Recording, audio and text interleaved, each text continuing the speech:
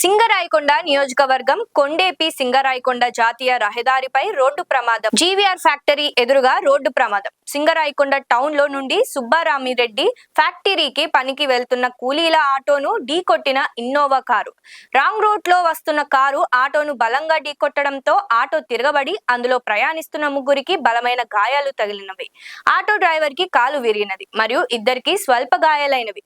సమాచారం అందుకున్న హైవే ముంబై వెంటనే సంఘటన స్థలానికి చేరుకొని 108 అంబులెన్స్ లో రిమ్స్ కు తరలించారు. పోలీసులు కేసు నమోదు చేసి దర్యాప్తు చేస్తున్నారు.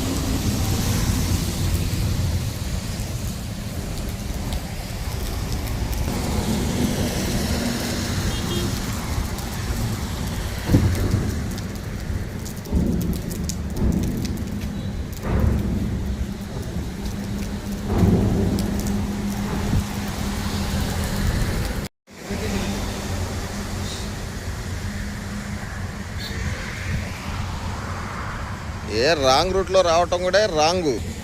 మీరెందుకు గబగబా వచ్చారు?